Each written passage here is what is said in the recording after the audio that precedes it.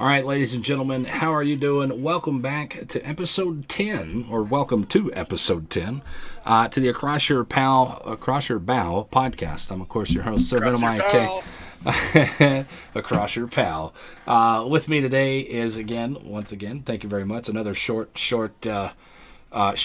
notice time. Fits in your mom. Thank you very much for joining us today.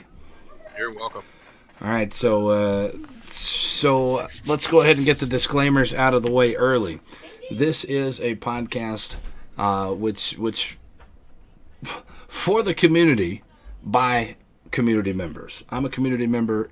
Fitz is a community member, and we've been around for a long time. I've been playing for 2.5 years. I did not get into the beta, so don't even go back that far. But I have over 13,000 games in game, 11,000 in randoms, and several thousand more in ranked games, and in Clan Wars a few games here and there. Fitz, give them a little bit of your background real quick. I am a closed beta tester. I was an opening week closed beta tester. They wouldn't let me in alpha. I want the lucky alpha. Anyway, you have 8,000 random games, probably 1,200 ranked games, and clan battles too. I love those. Clan battles. Well, that's a topic that we'll get into a little bit later on. Actually, it's going to be early on in the show here.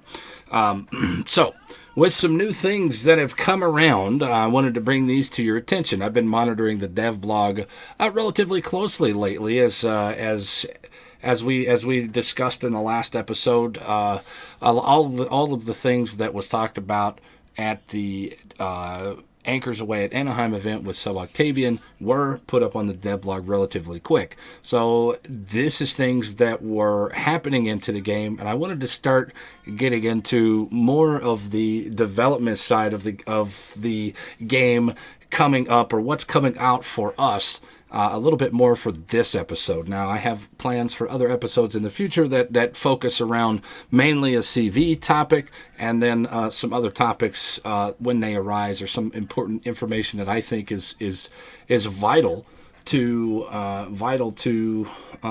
the longevity or the health of the actual game that we all come to know and love for however long we've ever played it.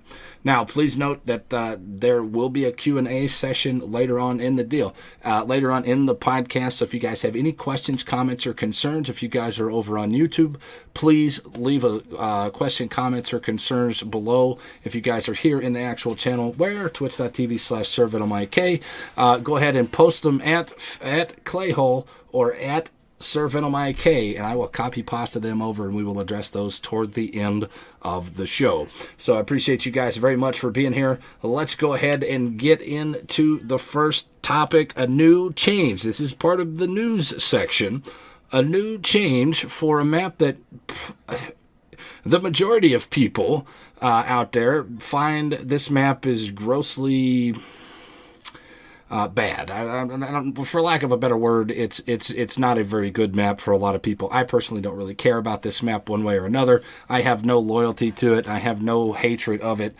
Do I like seeing it? Yeah, sure. It provides some interesting games and interesting gameplay mentality, and that is Okinawa. Now, if you guys have checked this out, I will be showing a screenshot of this here in just a second. But what is your initial things when you see Okinawa come up on your game?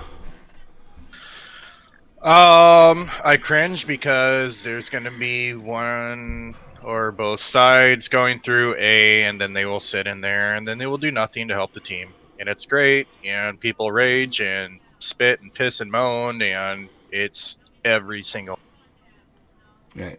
Now, you guys here in the chat, what are your guys' initial things when you see Okinawa come up? And please preface it with at Clayhole or at SirVenomIK, and we will answer some of those. Well, my initial reaction when I see Okinawa come up is I was like, oh great, somebody's going to go to A, and then they're going to complain that they have nobody else up there supporting them. This is generally what happens when you go to A. And I don't have a picture of the current instance of Okinawa, and that's a failure on my part for failure to plan. But there is something that I wanted to show you guys here with the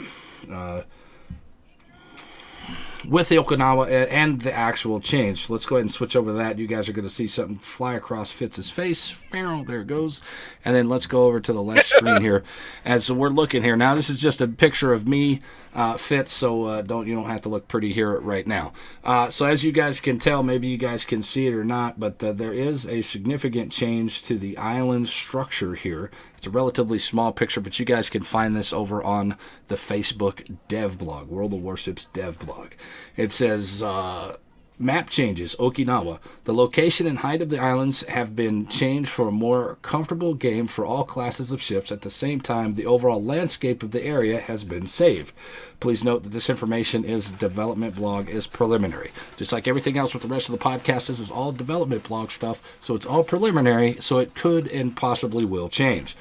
As you can see, here is the now island here where it is at B.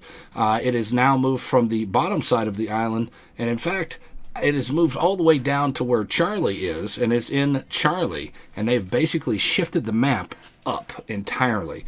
The big island in between A and B is now moved from that section into the middle of B, leaving for more possibilities of more open gameplay, more possibilities of A actually being a viable option for people to run up into.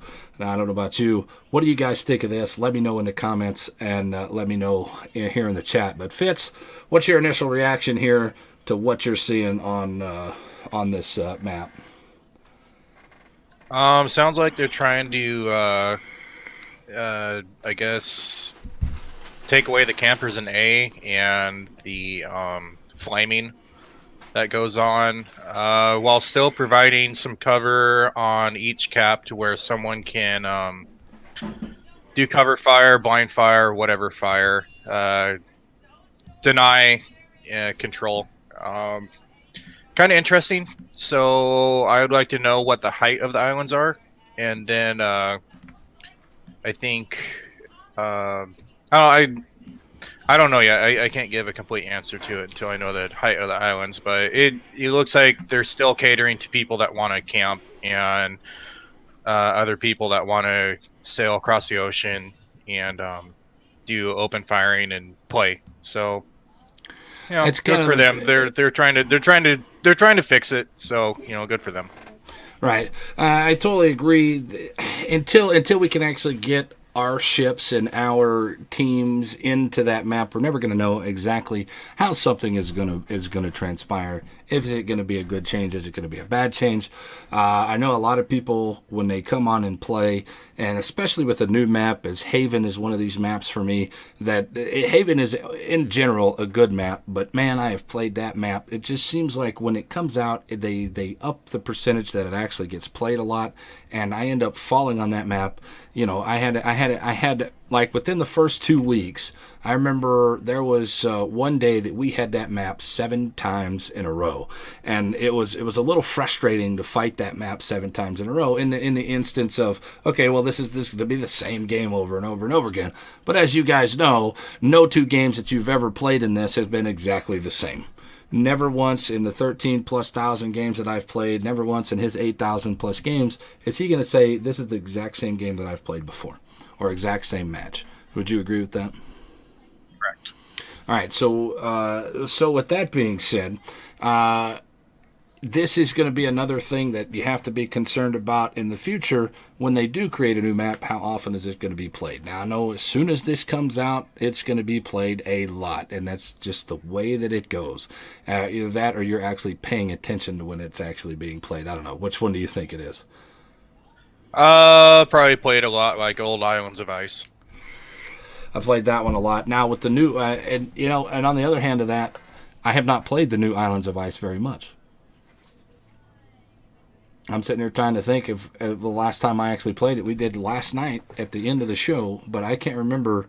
And of course, it's a higher tier map. It's a tier 9, tier 10 map, or tier 8 through tier 10 map. And we did play a lot of 7s last night, so that could be a factor as well. So it all depends on where you're going. And if you are playing 6, 7, 8, 5, 6, 7, 8, you're going to see Haven quite a lot as well, because it is a mid-tier map.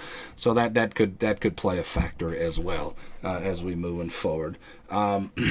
So overall, decent change, I think, total.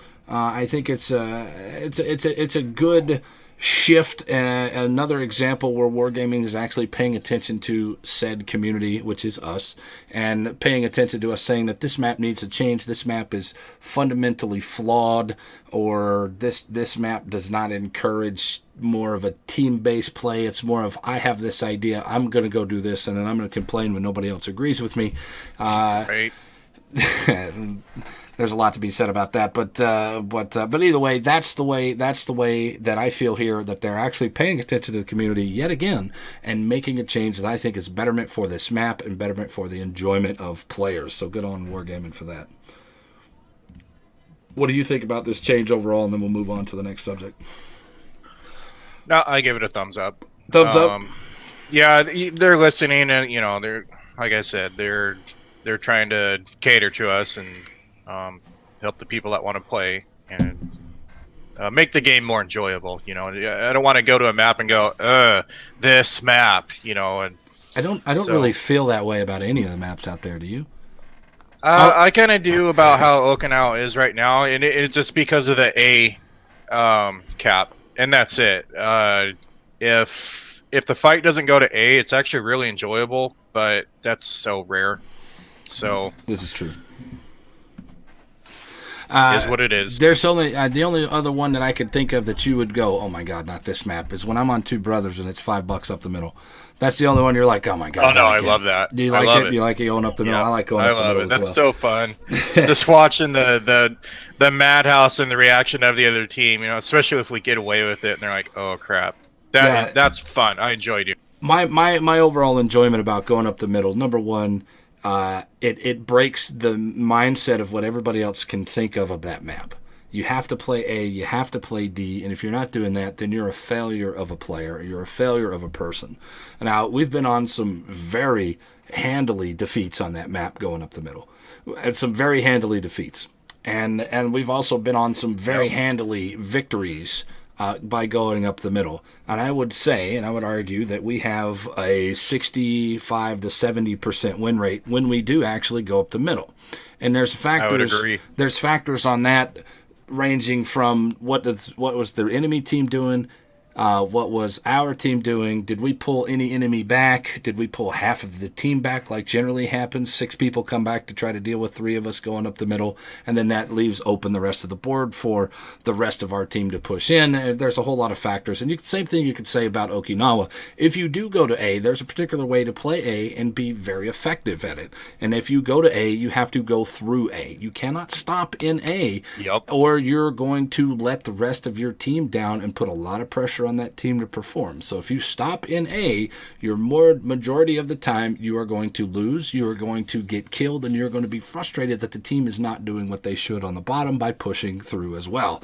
It's a very aggressive move to push anybody through A on Okinawa, and if your team on the bottom falters in any way or they refuse to push, then you're going to get left high and dry. So there's communication that does not happen. Most of the time when you're going to A, well, there you go. There goes that side. We're going to have to play really hard down here to make up the game. We had this last night when I did not go to A, and the 3 of us went down to BC. We fought over BC. We pushed into BC. We won the game because we killed everybody else that stayed out at BC, while those guys up top were sitting there, and after they all died, we had killed 4 people down below. They had lost 3 people versus 7 up top, and they were complaining. They were like, hey, where's all the support? I was like, well, we just killed 4 people down here because you drugged 7 people up there, which is beautiful, and I appreciate it, and we ended up winning the game because now we had position on the map behind that island in between A and B, and they had to come out one at a time to us. So we were able to prevail on that way. So there is definite mentality about going to A, but it has to be a unilateral across the board. Somebody has to recognize it, and somebody has to push from the other side. So with them changing this, it takes a little bit away of the communication between the teams, because now you can just play on what you see and not what needs to happen. All right, so there you go. That's mine. The next thing, a new World of Warships premium account. You heard about this? Yes. I don't know I don't know what to think about this at the moment, but I'm going to give it my best shot here. Let me read what they told you. Let me read what this post says to you, and then you guys be the judge of what you think this means. World of Warships Premium Account.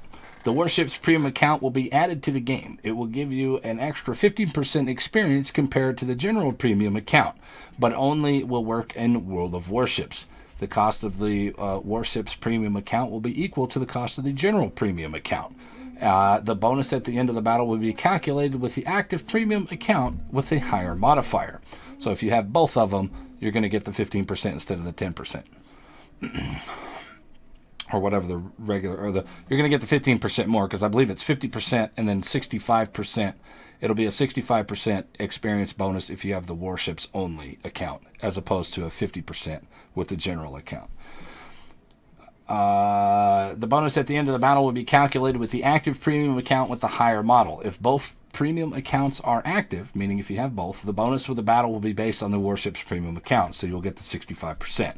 The service is developed for players who mainly play World of Warships only and do not mind getting increased bonus in one game in exchange for a lack of bonuses in others. So if you don't play tanks or planes, then you're not going to get any bonuses from them if you only play ships. Its presence allows us more flexibility in customizing in-game rewards and compensation. When the Warships Premium account will be added, all players with an active Premium account will receive a Warships Premium account with the same duration. Thus, they will be able to test the service and evaluate its benefits for themselves without incurring an additional cost. This is also preliminary. So my initial reaction is let's look at this. We have a population over on World of Tanks. We have a population over on World of Warships. Now, if at any point in time that World of Warships can bring in any extra money for themselves and show, hey, look, Wargaming, this is what we are doing. We are bringing in this just for ships. Give us more money so we can develop more stuff in the future. This is my initial reaction when I read this. I was like, this is a differentiation between the everybody players, the people who play tanks and ships and planes, or vice versa. And these are also the difference between people who play solely tanks and solely warships. There is something that I would like to say. It kind of limits some people that are still, I want to play this, I want to play that, but they have that option. They can get everything, and then they can have their premium time in tanks if they want to go back and play tanks. I don't know, man. What do you think about it? What's your initial things? I like what you said, actually. I didn't really think of that. So that is definitely a possibility. What I'm actually focusing on is the last paragraph. And so, like, didn't you just get gifted 365 days? Mm-hmm. Well, 360 days, because there's no 365 option. But yes, 360 days. Oh, okay. Coming from one of the bros in the chat. So about a year. And then I think I still have over 400 days left. I think I have like 432. Right. So does that mean you get basically a year and I get 400 and something odd? That's what it reads. Days, that's what it says, right? Right. And so that's what it says. I think at some point in time they will limit that. Okay, you will have a month of that to where you can get the 65% and then revert back to your normal. This is an interesting thing. I don't know how they would implement this, because I have 300 days, you have 400 days. I know there's people out there that still have 800 days, from the Santa boxes last year and the year before that. I know people that have thousands and thousands of premium time days based off those alone. I don't think it would be monetarily beneficial for them, because they have to encourage us players, as people that are going to continue to play the game, those quote 1%ers, and that'll come in a little bit later on in the podcast, to continue to spend money. Now, I understand that this is directed more toward the newer player, that maybe they haven't gotten their wallet out and they haven't dual wielded their credit cards yet to enhance their experience, enhance their time, because as you know, this game is not pay to win in any aspect of the game. It is more pay to advance and pay to move up. Yep. And I have zero problem with people paying to advance or paying to look good with camos and different ships that they can play. I think this is geared more toward the newer players trying to break into the new players' wallets to get them comfortable spending money on a particular game. And if I can get 15% more than you're getting, if you're only getting 50% while I'm getting 65%, it's another way for them to break into those first time buyers. Money. Just what it sounds like. Now, I mean, let's look at the rest of it. We don't want to just say, "Oh, it's just them trying to get money." They also want to be. They're giving us more. And its presence will allow us to more flexibility in customizing in-game rewards and compensation. Here's the thing on that. If we actually do have a majority of people that only play warships, purchasing into the premium time just for warships alone, this will give them another idea of how many people are actually buying this for warships, and then they can monetize it, or they can reward the entire community based on how much they see here. Maybe they can go and do more Anchors Away at Anaheim's. Maybe they can restart the Let's Battle Tour and it be viable option, and it'll show Wargaming there in St. Petersburg that yes, Warships is actually making money in America. Let's go ahead, or making money across the world. Let's do an event in Europe this week. This month is a month there, or they redo the Let's Battle Tour where they go to the Lexington or they go somewhere else and they do this, and this is a way for them to provide for that without having to say, hey, we need money. And so I totally see the benefits for the player and for the company, and the benefits for us some other ways. Yeah, and I'm fine with that. I'm completely fine. Well, because let me tell you something. You can still play for free, and if you want to help support the game and the community, bust out them credit. You're not exactly. You're not going to hurt anybody by buying this. You're not going to help anybody. You're not going to get over on Fitz because you bought this as opposed to me. You're not going to get over on anybody. It does not make somebody more important than me. It does not help them. The only thing it does is give them a little bit more experience. That's it.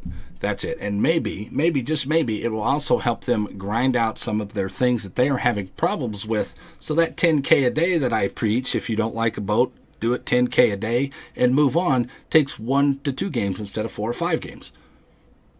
Yep. And then that way they can get through boats that may or may not like a little bit faster, so they can get up to the tier 10 and get up into the higher level echelon and really understand how the higher level gameplay is, because 8, 9, and 10 is completely different from 4, 5, 6. In gameplay, in mentality, yes, there's a lot of things. There's a lot of good things with this. Interested in your comments. If you guys have any questions, comments, or concerns, please leave them in the chat, and we will address those a little bit later on. And hello, YouTube people, comment down below. All right, so moving on to last minutes on this, and then we'll move on to the next subject. Bring it on! I've paid more than I want to admit for this game, so I don't care. Yeah, it's just I've another put thing. It over 1,000. Oh, easily. I know. I know. Lots of people have. I don't want to say patron. Yeah, patroned has basically patroned the Twitch channel here, YouTube, twitch.tv/ServantofMyK with premium time, with ships, with just hanging out and everything. So this is another way. And I've always been an advocate for, if any time that Wargaming does an event, they do it well. The pirate events, the Corgi events, those are all very well done.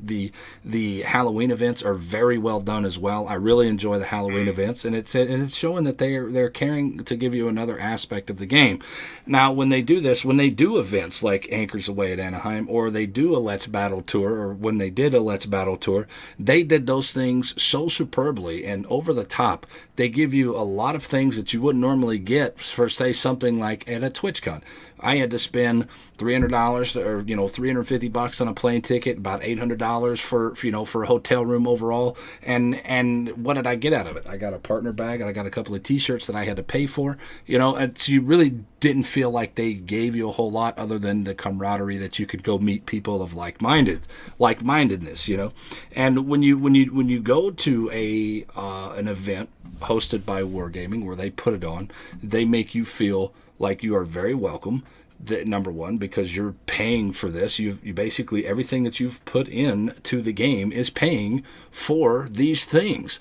For the messenger bags with your gamer tag on it or your account name on it, the food, the drinks, everything, and just being able to more camaraderie with more like-minded people. They do their events very well and they're very well organized. So this can only help that in perpetuation of that. So I'm all for it. I probably, once this 360 days that I have rolls off, I don't really play tanks anyway, so what's the point of having all this extra stuff? So there you go. So let's X off of that one and let's go on to the next one. Hold on, let me make sure that there's any more news here because we're going to go into our first. That's all the news that I want to talk about right now. Is there any other news that you wanted to talk about before we moved on into our very first topic today? Are we going on over New Year events later? No, this is all part of the same thing. Okay, gotcha. All right. Nope.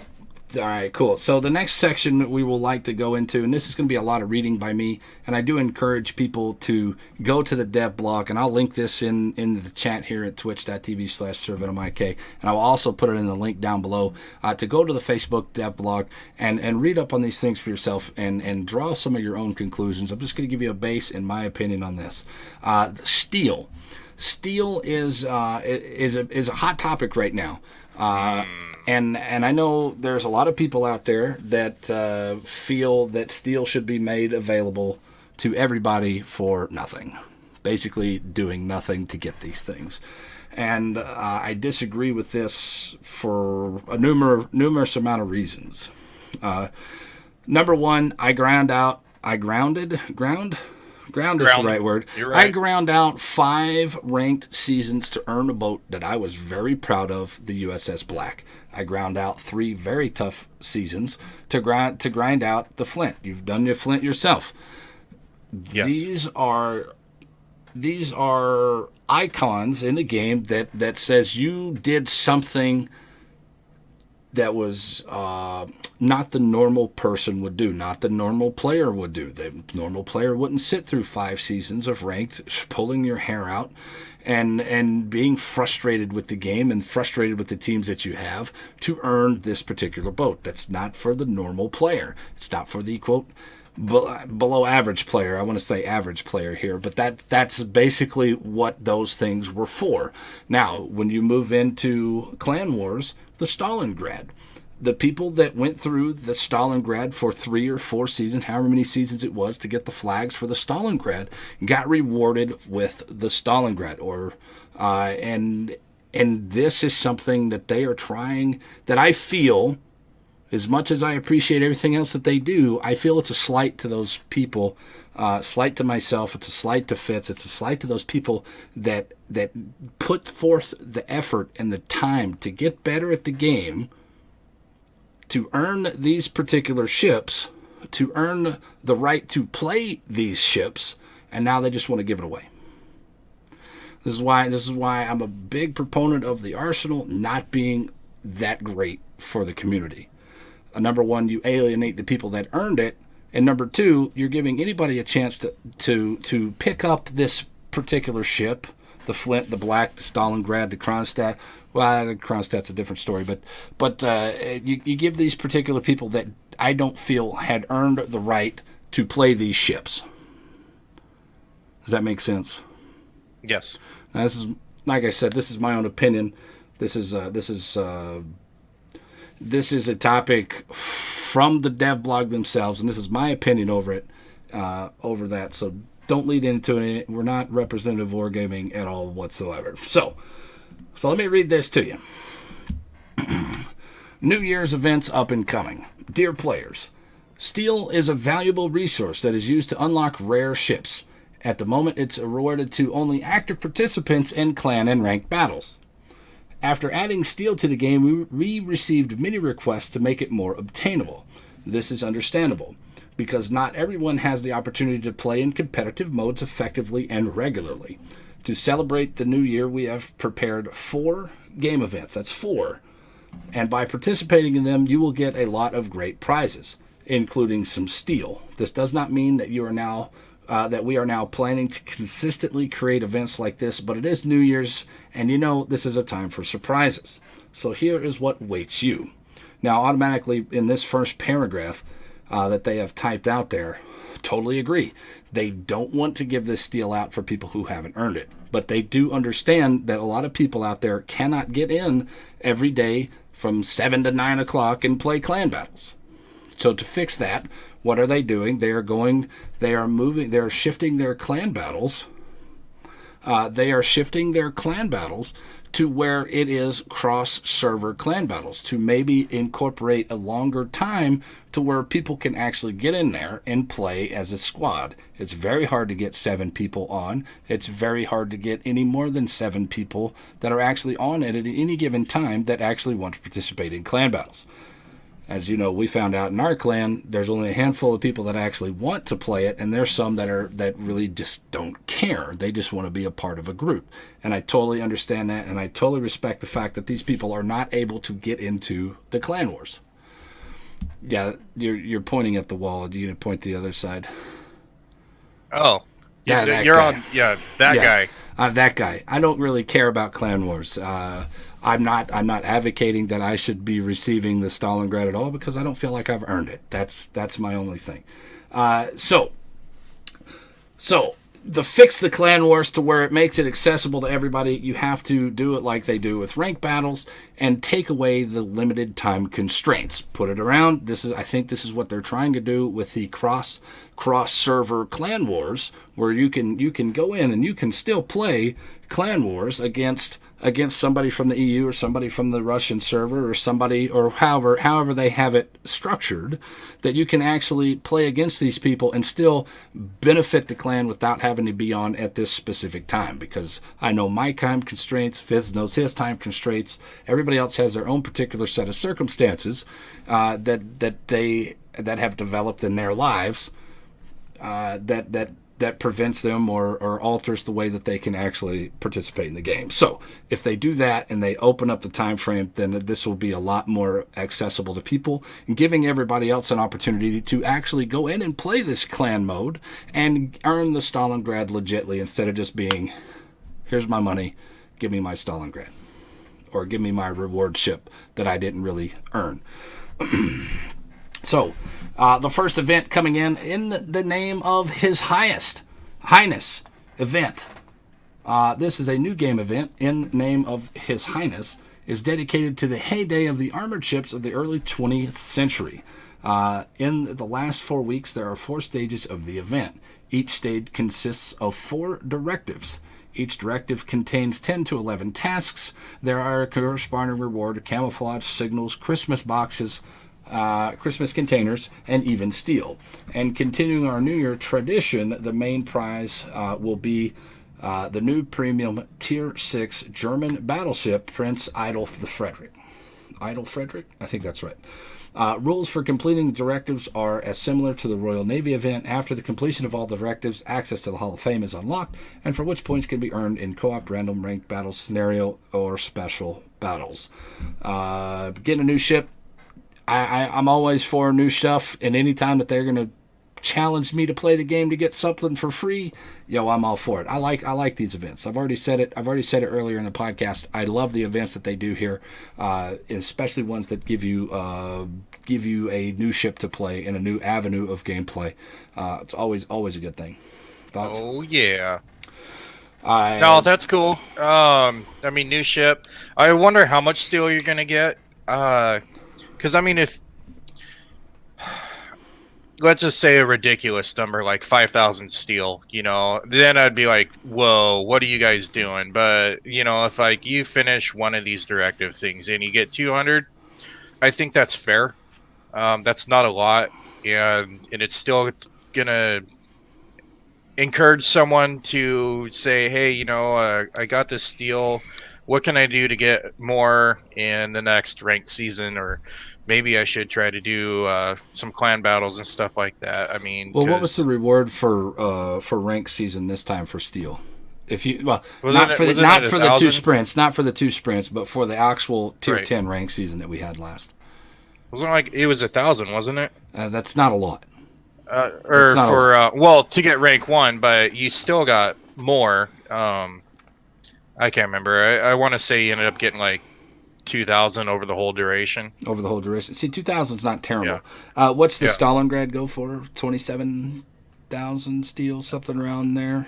Yeah, I don't know what it is, and then there's the coupon or whatever. So So the coupon could make it cost less, but it's somewhere around. It's 28,000 steel is what I'm getting here.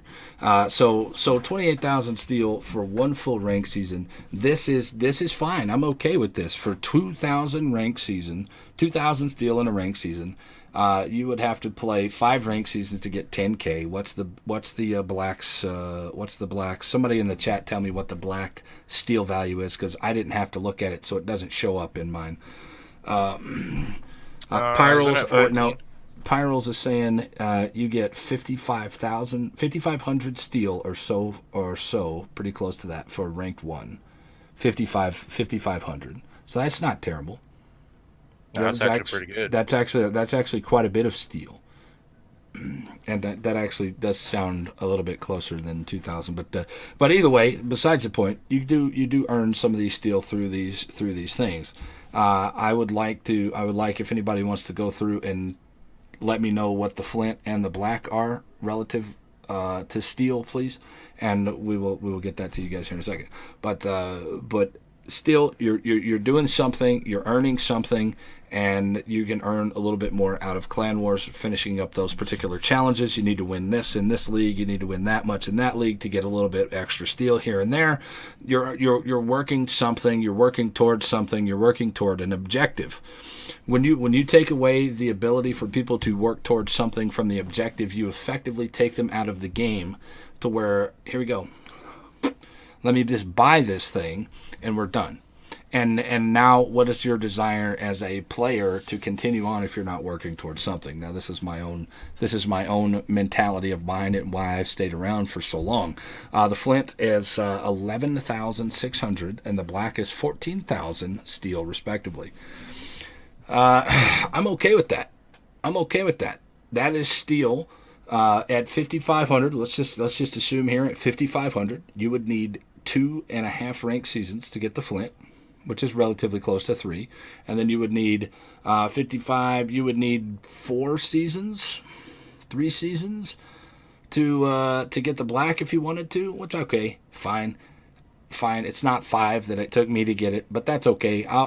But they still going to have to grind through these seasons to earn that steel if they wanted to get it just through rank season.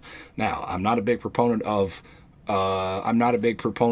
Clan Wars. I don't particularly care for that ambiance that happens when I get into competitive situations. So I will eventually get the Stalingrad, but I'm going to do it through rank season.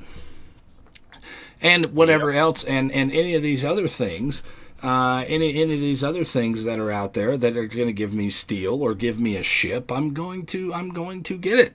I'm going to do these things to earn the steel. That's what's keeping me playing the game. Having an objective, having the tier 10 UK destroyers to grind out, that's what I'm doing. And I'm enjoying my grind. That's not overwhelming anymore because I've had everything at tier 10 until they push something else out there. I find it very hard to find it very hard to want to continue to play. I don't know about you guys. All right, so moving on from that one, that was In the Name of a Highness, and here's one for all of you special, beautiful people out there. The Snowflake event. Snowflakes are one time of year bonus, which are active as part of update 7.12. The bonus will work on tech tree ships from tier 5 to tier 10 and premium promo ships from tier 2 to tier 10. To blow off a snowflake from the ship, you need to go into battle in any mode except training room and win. For this, you will receive resources for the arsenal, coal and steel. The higher the level, the more resources you get. The bonus may be blown off only once per ship during the event. So, and then this means the more ships you have in port, the more resources you can get for the arsenal. So if you go in and you play the game, you can get coal or steel. That's what you got to do. Go in and win coal and steel. That's what it's saying. Coal and steel. Now, the levels of coal and steel per ship go up with the higher you are, but they didn't give any information on what number 10 was going to be. So if you have a bunch of tier 10 ships, go play it. You're going to get some steel. There's no definition of what those numbers are. Thoughts? I just wish I knew the numbers. I really do. I don't know. I don't know what to think about this without the numbers. Without the numbers, so, it's hard fair. to judge. Since there's so many ships out there, how many ships are total in the game? 230? I don't know. That's a rough estimate, or it's my best guess, without actually knowing the actual total. With that many ships out there, and there's people out there that I know that have every ship in the game, they are going to have a lot of steel potential. So yeah. I don't maybe 100 steel a ship. Maybe that's my only guess. That's only a guess that I can take out of the blue here. Here's 100 steel, but I don't think it'll be relative. If it is more than that, I don't think it'll be much more than that because they don't want to give away the steel. They still definitely want people to strive for and understand that this thing is new. So that they have to earn it. They don't want to take it away from everybody, but they will earn it by having to win this game. So. So thoughts on that event, the Snowflakes, before we move on? Do I have to wear skinny jeans for that? I don't know. Special soy boy ever. There you go. Hey, you know it. I mean, I have in about a week or two. I'm gonna have 16 tier 10s. So whatever. Cool. We're going to play them. We're going to take one day on the show, and everybody Yes, knows we it. will. We're going to take 1 or 2 days, and we're going to play through all the tier 10s, and then we're going to play through the tier 9s, and then we're going to rotate into the tier 8s. I mean, we're going to start at the top, and then we're going to work our way back. That's the way I have it planned in my head after reading this. All right, moving on. A new collection. The Beautiful Era. Wait, is this next for the event? No, here we go. Let me skip that. All right, here we go. Mighty Prinz campaign. This is a temporary thematic campaign that will allow you to earn New Year containers for the Beautiful Area collection. So this is the right thing. Beautiful Era. Let me scroll back and we'll get into that one in a second here. New collection, Beautiful Era. Temporary collection has been added to the game. It consists of 4 sub-collections detailing the era of the heyday of the battleships in the early 20th century. Includes badges, stamps, Christmas cards, and decorative elements of ships.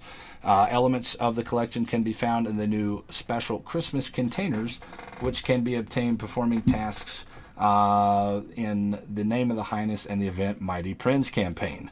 For completing the collection, you will receive a flag, a patch, and a Secret Santa container.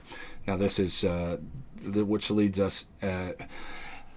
These new collections.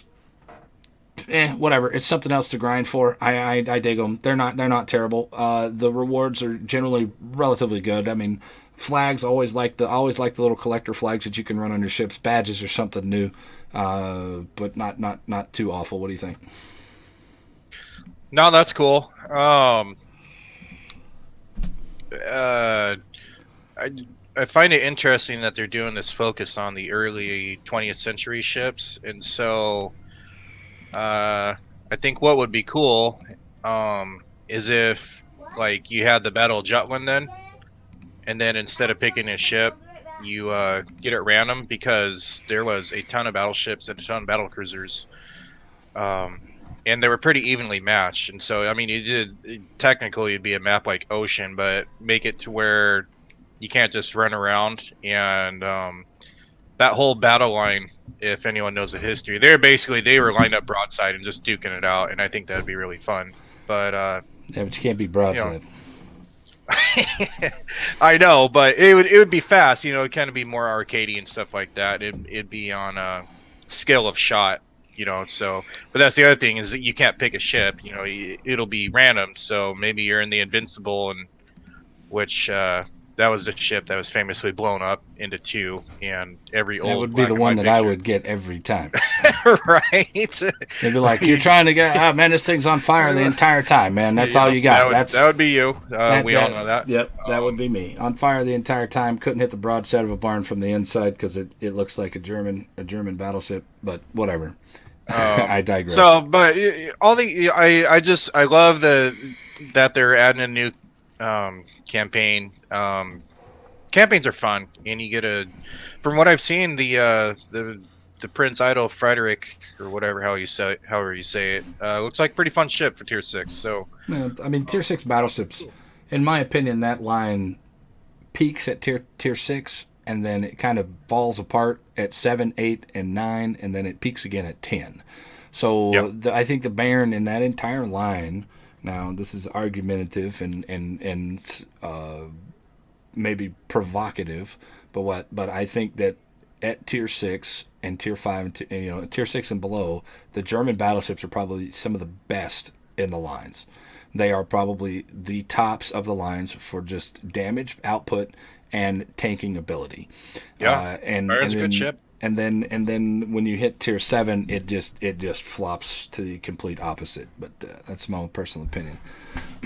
So the next moving on to the Mighty Prince campaign, which ties into that, is a temporary thematic campaign that will allow you to earn New Year's containers for the Beautiful Era collection and give the Tier 6 tech tree ships to participate in this campaign. You will need the battleship Prince Idol the Frederick, whose permanent camouflage will be the main reward.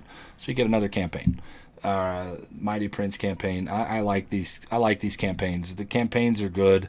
Getting some of them, you can cheese them out. I mean, there's some completionists out there that want to go through each category and do those and, finish up all of those stars. Or you have people like me that I just want to grind it out and get it done as fast as possible. So you do credits over and over and over again.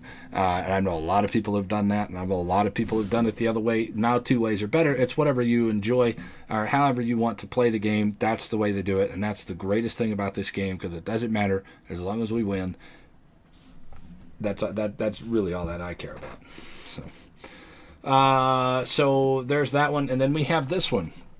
This one's the controversy here. I was reading up on this one, and then head over to Twitter, and some pretty prominent members of the community, or what I think is prominent members of the community, were complaining about this next particular campaign. I'm going to go ahead and read this campaign, and then we'll get Fitz's opinion, and then we will move on, because my opinion, I will let you know. But either way, check this out. Steel Giants campaign. Now, this one is going to be available for purchase in the premium store. You're only going to be able to buy this from the store. I repeat, you're only going to be able to purchase this from the store. The campaign is dedicated to the construction of the ships in the early 20th century. By completing its tasks and mission, you can get camouflage signals, secret Santa boxes, and steel. In addition, there will be specific combat missions in Update 7.12, and then completing them will also give you steel. Thus, everyone will be able to choose their favorite activities, and we hope that the celebration will be as successful. At the same time, the total amount of steel that can be obtained during the New Year's activities is not so high as to devalue its rare resource as to the efforts of those who earned it playing in competitive modes. Please note, this is a development blog, and it is preliminary. So they addressed everything that they wanted to address. They give us a purchasable campaign, which maybe, but they also did this, and they also addressed the concerns that I have about giving away steel and being able to do these things. It takes away the importance of actually grinding through these things. It takes away my 1%er ability, or Fitz's 1%er ability, or anybody else's to actually be able to get into these games and play these games effectively and play it at a average level or higher, and earn these things. And it's not going to devalue it. It will add to it, apparently. And I don't know if I agree with that or not, but hey, it's going to help people out, get them what they want. Maybe they can enjoy the game a little bit longer before they quit playing, or for whatever reason aren't able to play anymore. What's your thoughts, man? Man, there's a lot in this one. Secret Santa containers, I'm down with steel. that. I'm down with You steel. know, I mean that's I love the Secret Santa containers. Yeah, you do. I'm a total mine. Right. Um, uh, I don't know how I feel about it. Well, all right. So I let me mean, break it down a little bit further here. That's a lot to digest here. Let's just it go to the is. biggest problem that a lot of people are already having in the community that I've seen. You guys can go look at their Twitter posts. I'm not going to call them out on the show. Is this?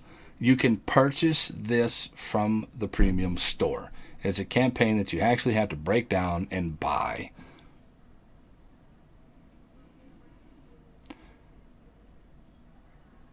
Mm, I just want to pause there for a second and let you realize and let that sink in a little bit. Now you are paying for content. Uh, aha. yeah. So I Oh, don't know if I necessarily agree with the fact that the campaign is going to be purchasable. Am I going to buy it? You know I'm going to buy it because it gives me another opportunity to change up what I would normally do. And I will definitely be getting this. But now a lot of people out there, and I'm not advocating this at all. I want to right now disclaimer this. A lot of people are now saying this is your now we are buying steel, and this is basically what a lot of yep. people's arguments are going to be about this, why this is a bad thing. I am buying the content. I really don't care about the rewards for this content, but I personally am going to buy this for one reason: having something else to do in the game. When you get up to the top tier 10s, until they release a new ship or until they release a new line, you're really stuck at just grinding against the wheel and doing nothing over and over and over again. There are some alleviations when they put out the tier 10 mods, the super mods or whatever you call them, or legendary mods is what they're called. That's another opportunity to get people to play tier 10, and now this is another opportunity for people to play a particular set of skills or a particular set of missions to earn a little bit of steel to go toward their ultimate goal of getting the black or the flint or any of the other steel ships that are out there. Now your thoughts.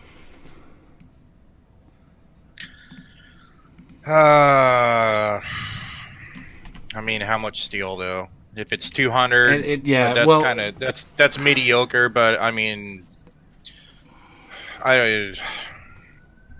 But yeah, you're buying content to buy steel, and then what's the other thing? You know, it's like can you bypass all that the grind for the on the campaign to get the new Prince Idol, whatever it's called, and then well, they've done this before. They've done this yes, before. they have. And They have. they did this, yeah. They did this before, and technically, buying for content is you had to have. It was a British ship, I believe. You had to have a particular ship so you could do this quest to gain more things. You remember those quests? Yeah, This was last year. I can't remember which one it is, but I know you had to have and even with the Royal Navy campaign that they had, there's very specific in the later campaigns. If you didn't have a Laterable or a Cossack, you weren't going to get those finished. So that is correct. more content for a little bit more reward by actually buying into the game and supporting the game a little bit. So I don't know. I mean, it's a very fine line of I'm pay to win or I'm pay to get. Well, it's never. You can't pay to win on this game. I'm sorry. It just doesn't work. It just doesn't work to pay to win on this game. And I don't want it to sound like I'm going, oh, this is going to pay to win, because it's not. It's more of pay for more content. And we all buy DLC. We buy DLC for Diablo 3. We buy DLC for Black Ops or Fallout or anything like that. We will purchase DLC, and this is basically a DLC. You're getting more Yep. content for Yep. a monetary prize. So Yep. I don't know. It's gonna be a hotbed topic here, and a lot of people are gonna hate it. A lot of people are gonna be like, nope. And their butt clenches up, and other people are going to be like, just like me, I really don't care. I want to have something else to do in the game because I enjoy the game so much. I want to continue playing. As soon as you run out of content, people stop playing and they start going to other avenues. So this is another way of getting people enticed into to purchase into the idea of the game. Enticed is a good word. So there you go. So I'm here sitting in the dean's office. Fitz is hanging out at his house. That'll conclude there, guys. If you have any ideas or anything that we talked about on Steel and the campaigns or anything else that we've talked about so far, please leave a comment in the section below on YouTube. And if you guys are here in the chat, go ahead and preface them with @SirVenomIK or @FitzAndYourMom, as we are going to move into our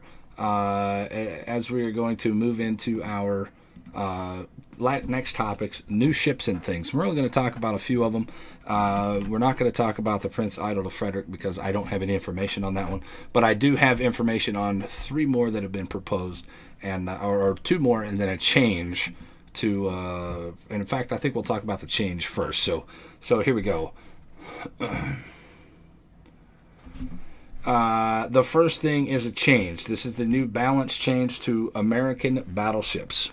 Tier 3 through 9 so hold on to your chairs. This is going to get crazy, and I don't know if people are going to actually enjoy this section, but American battleships are going to get changed. And here's the deal.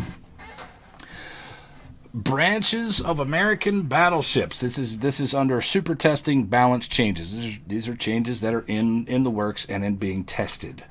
Branch of American battleships Tier 3 through 9 are slightly behind in efficiency from other branches of the class. Therefore, they are getting improved performance that will increase their average lifetime in combat. Namely, 2 things. The rudder shift time for A-hull has been reduced by 12%. That's across the board. What does that actually attribute to? Not much, because there's still slugs most of the time underneath. Underneath Tier 8. What, 1 to 3 seconds? Roughly translates to that. The next one is the efficiency of its repair party has been increased from 0.5 to 0.66% of HP per second. So you're getting another 6.16%. No, you're getting 0.16% of HP per second on the repair party.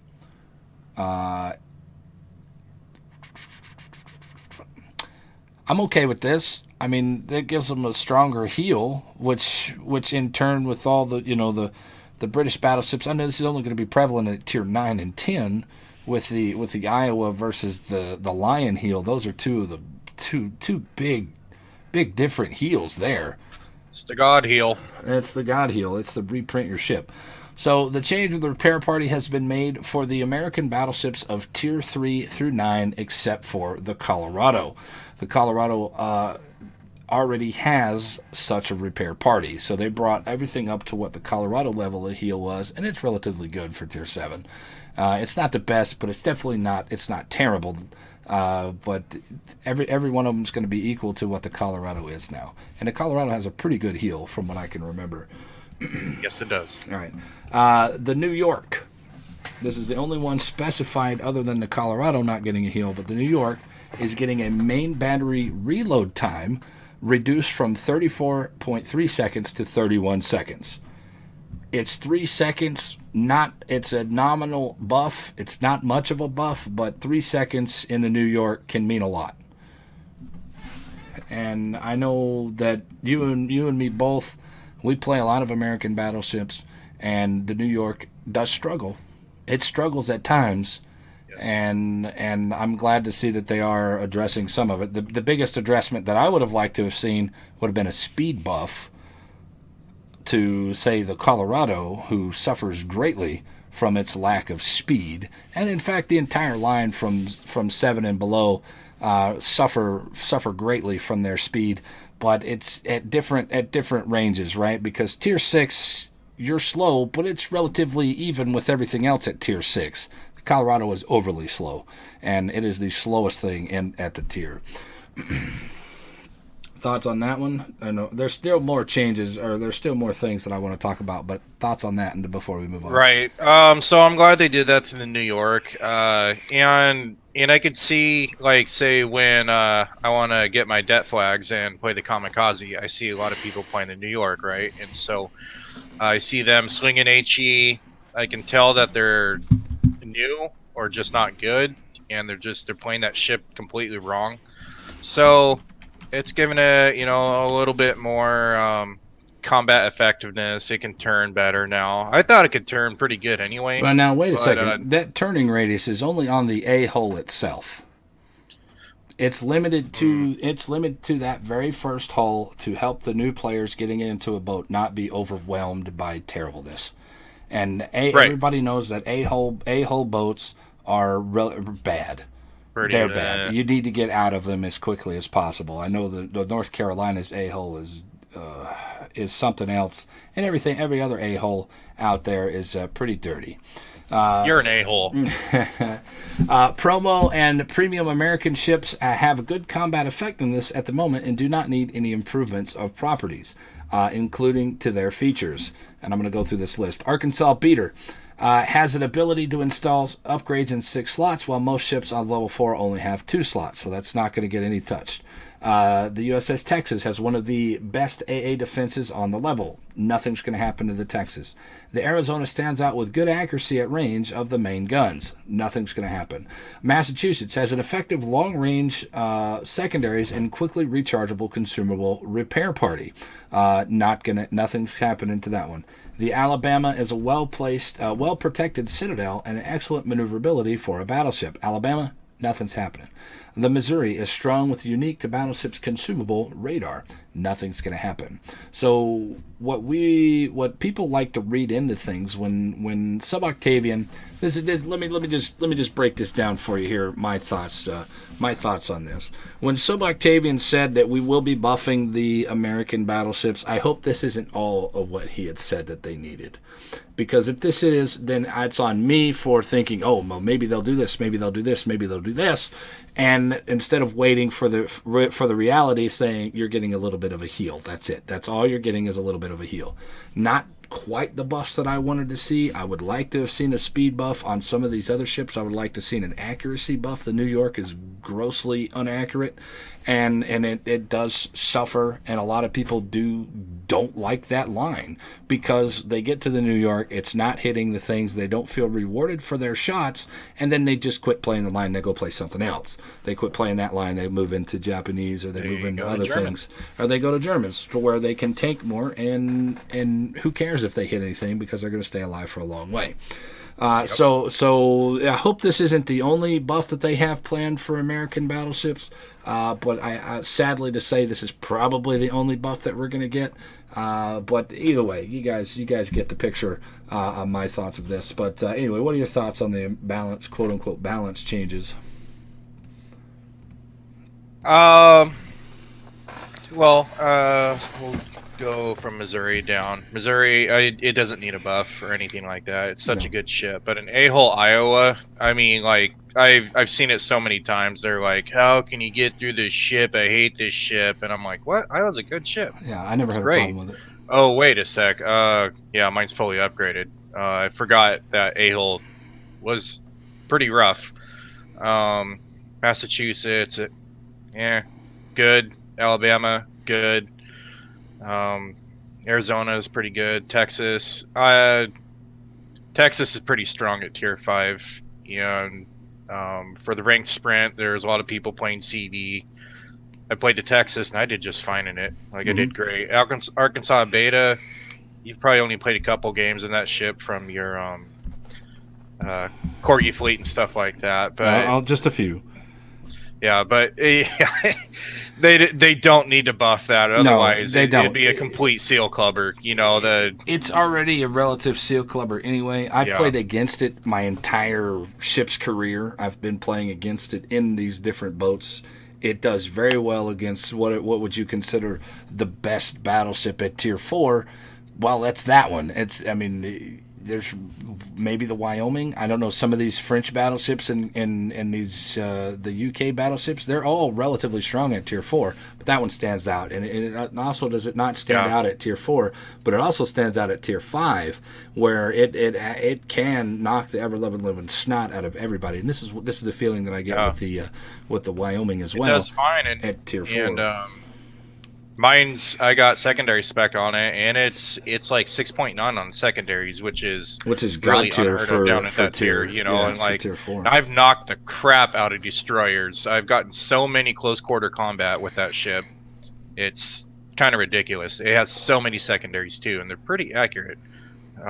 So New York main battery, you know, now you can 34 seconds is so long. Now you can trade with, say, an Arizona or a New Mexico or whatever, you know, the ships Arizona's that have basically reload is still 34 seconds. But you can feel better about it, you know. And it's not like, oh my goodness, there's that ship. You can trade. I also think that anytime that you can up a battleship's main guns, I think is good, especially with the new shifting of the AP damage that's coming.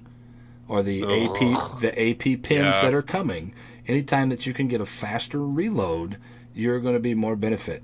If we're going to be forced to switch over to HE, we need to figure out some way to make that HE swap faster. And this is another 3 seconds. And at Tier 5, you're fighting against Grimioshkis, you're fighting against Kamikazes, you're fighting against the Farragut's at Tier 6, you're fighting against whatever's at Tier 4, and even Tier 7s at times. And you're going to be able to need to defend yourself. And any time that you can lower the main battery gun reload of a battleship is a good thing, in my opinion. So I'm all for a 3-second change. In the end, is it going to make a big difference? No, but you never know. It could, though.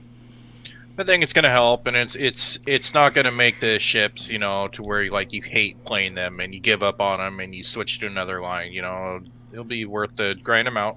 You know, and those other ones are premium ships. You know, so if you want to have fun and continue to have fun, buy them. There you go. And there you go. Yeah. Talk about the heel. I like it, just because I like playing American battleships. I don't know if it's because I'm American or what.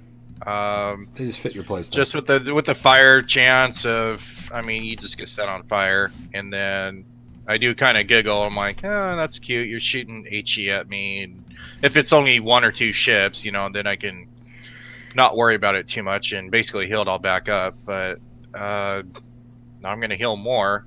And so I'm fine with that, but it just, I mean, will it make me play a little bit more aggressive now? Possibly. There's a good chance for that. And that one particular ship in its own, though. Yeah. So we'll see. I mean, I'm not against it. And I'm not against anything that they want to do to buff battleships. In this world of we need to buff everything else and keep battleships the way that they are, this is a good opportunity for them to see how it is going to be reacted to and say, okay, well, this is fine. We needed to do this. We needed to buff this thing. This is what we've done. And based on said reaction, then maybe they could think about implementing some more changes that battleships need, la an accuracy buff or a pen buff, or because they have gone through and said that battleships are fine the way that they are, but everything else needs to be buffed a little bit to make it to where battleships can't knock them off the map, which in turn is their job.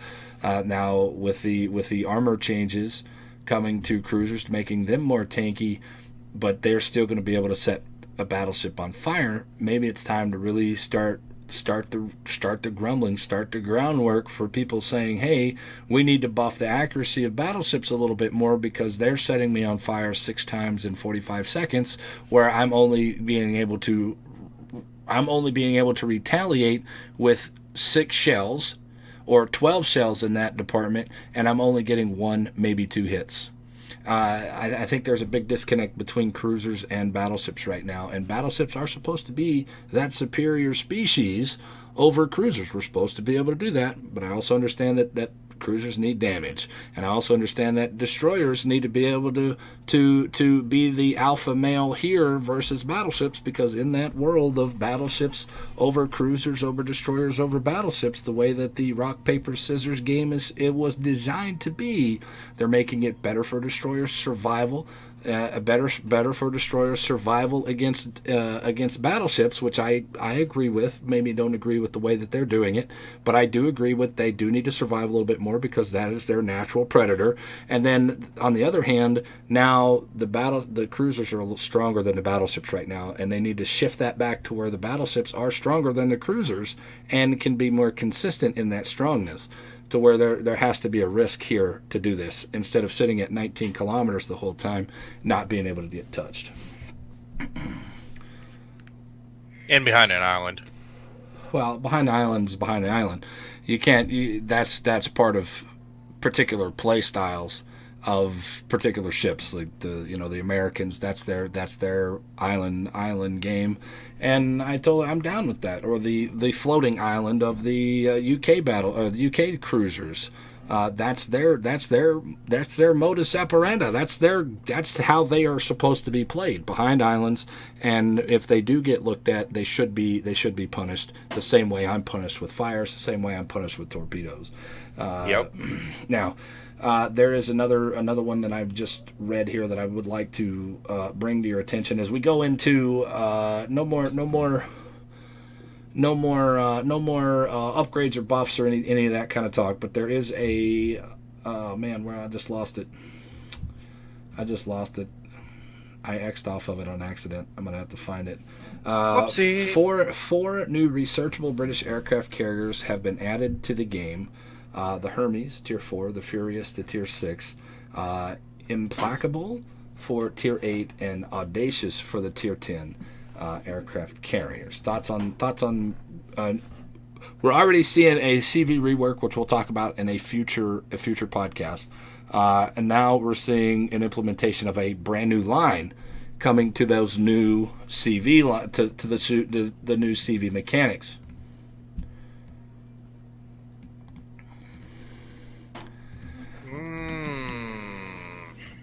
I see. Meaning that it's going to change. Yeah. It's going to change no matter what we want. No matter what we want to happen, it's going to change.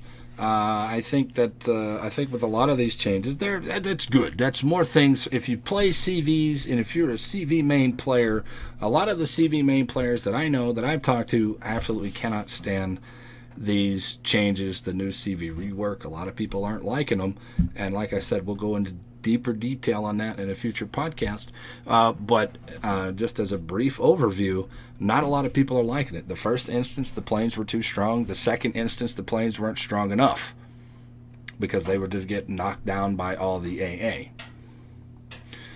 So they still are working on the balance of these things, and now they're implementing a new line. So I don't know, maybe they hold off on the new line until it's absolutely perfected, or the way that they think that it's reasonable, beneficial for both sides, the CV player and the rest of the world, or and then they implement that line into those mechanics, or they bring this in there and they're having to adjust two things at the same time. This thing might be too strong, Graf Zeppelin. This thing might not be strong enough, Independence. Stuff like that. They're gonna have to figure out how to even those out. And I'd like to see them even it out before they add something new. But hey, wargaming is going to be wargaming. They're going to do what they want to. Yeah, and that's cool that they're giving CV players another line to grind, or whatever you want to call it. And so that's fine. Historically, none of those ships were strong at all, but you never know what they do, and you never know what they're going to be like in game till you play them. Graf Zeppelin. So.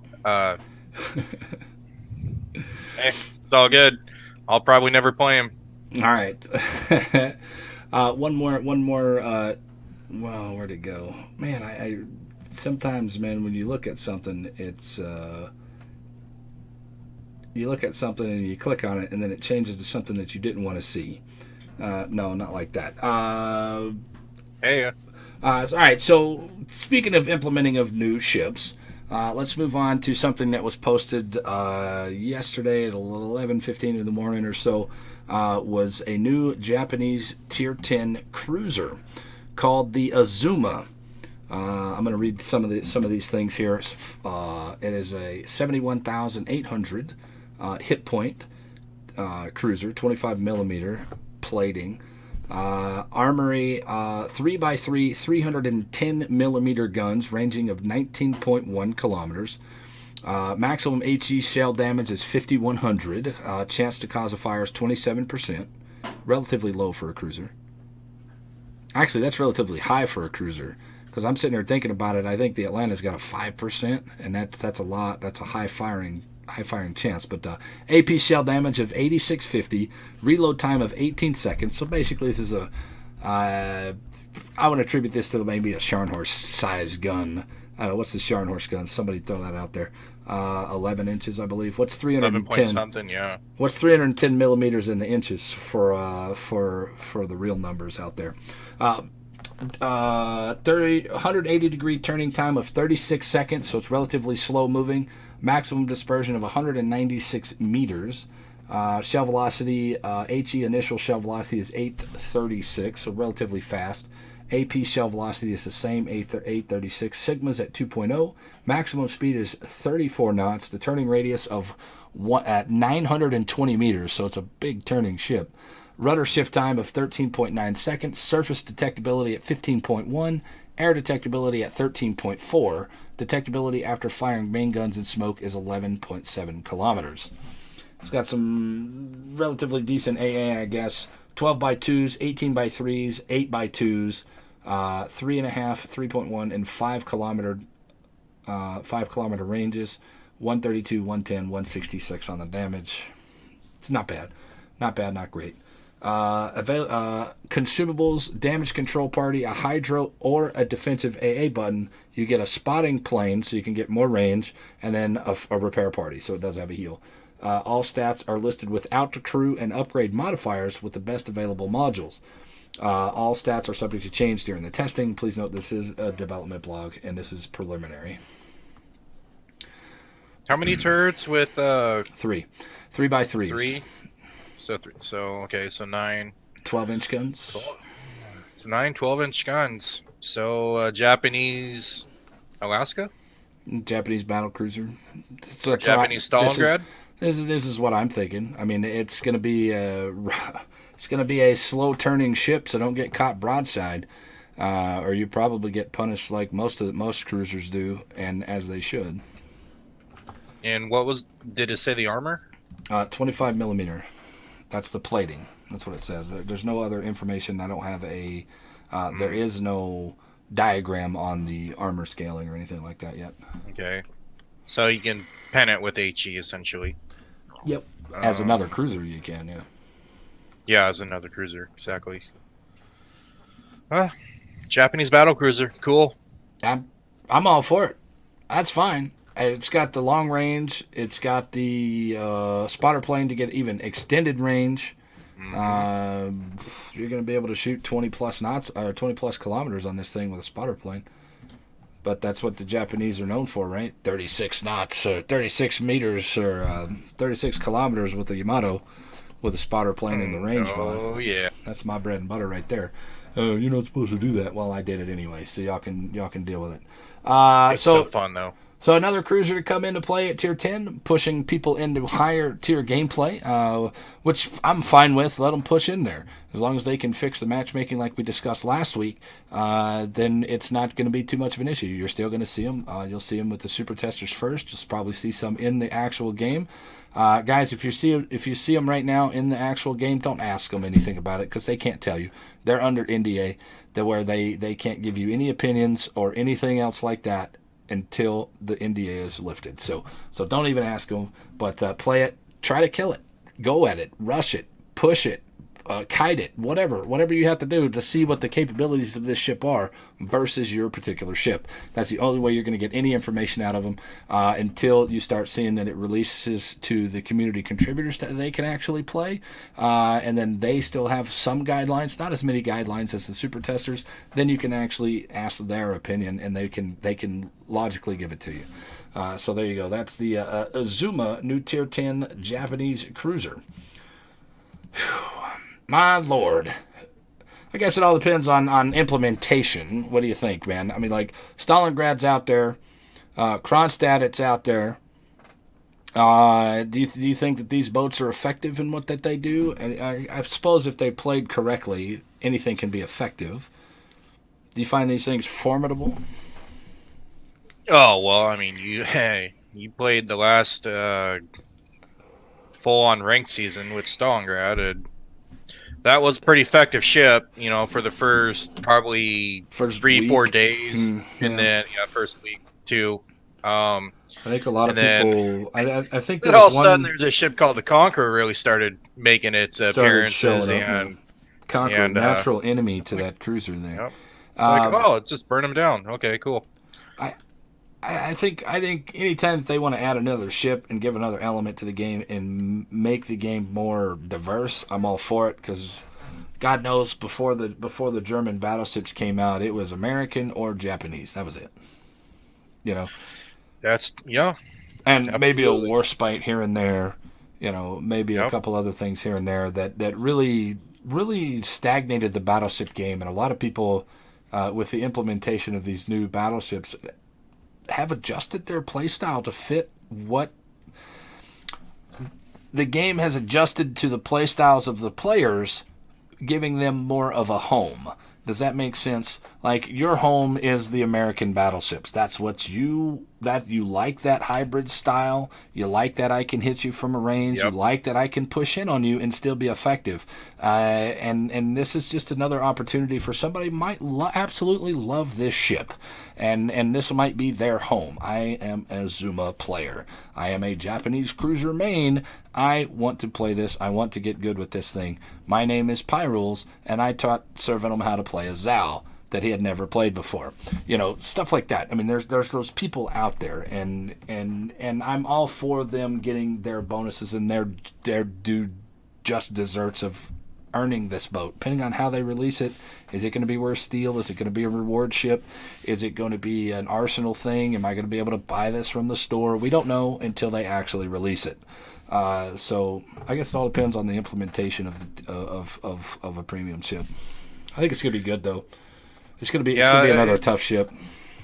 It almost makes me think, that ship's going to be available to the 1% that do the clan wars and their team become purple or whatever, and then the rest of us will be able to get to Stalingrad and then work around with that, and then later we can get this Izuma.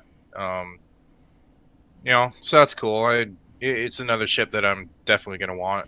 I love the Japanese cruisers. They're fun. I have more love for the Japanese cruisers lately than I had ever before. I don't even want to go into that story about the Mogami and how much I despise that boat, but that's another story for another time. All right, so moving on into the next one, a new super testing Soviet destroyer. Now I'm gonna butcher this thing, but I'm gonna call it the Nutrisystem because it's the Nutrashimmy, Neustrashimmy. It's Neustrashimmy. I don't know how to say it. I don't speak Russian, so I have no idea what it means. But I'm gonna call this the Nutrisystem. Tier 9. Its hit points are 20,500. Plating at 19 millimeters. The main battery is 2x2 130 millimeter guns. So think Ognavoy. Firing range at 12.8 kilometers. Maximum HE shell damage of 18 1800. Chance to cause fires at 8%. Maximum AP shell damage 2600. Reload time on these guns are 4 seconds. 180-degree turn time is 10 seconds. Maximum dispersion is 111 millimeters. 111 meters. Initial HE shell velocity is a blistering 950 millimeters a second, and the AP is the same. Sigma at 2.0. The torpedo tubes are 2 2x5s, so it'll have 10 torpedoes in 2 racks. 533 millimeter maximum damage at 14,600. The range will be 10 kilometers. Now get it ready for this one, man, because this one is speed 65 knots.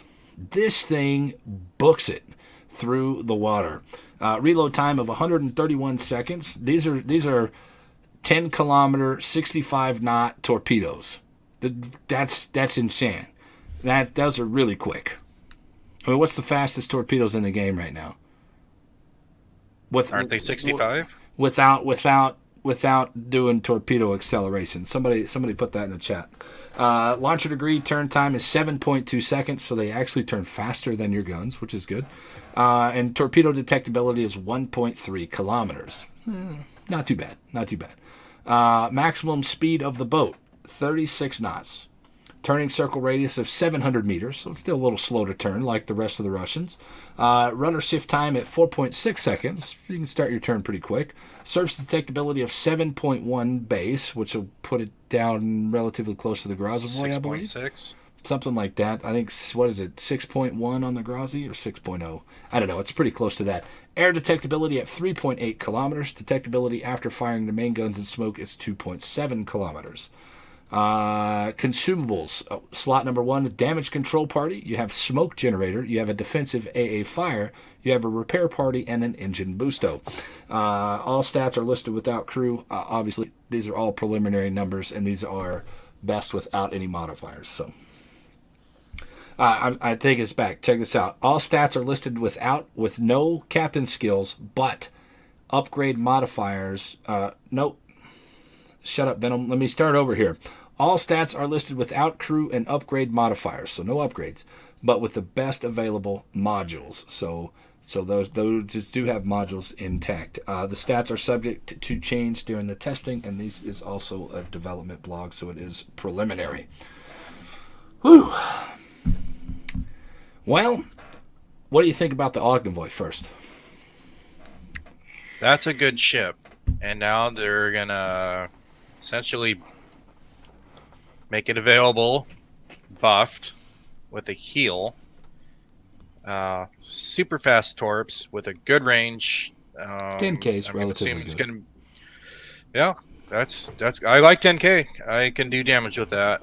And then I'm gonna assume that it's gonna have the laser Russian guns and not an incredible range, but still pretty good range to pew pew. And so it sounds like a lot of people are gonna be getting it.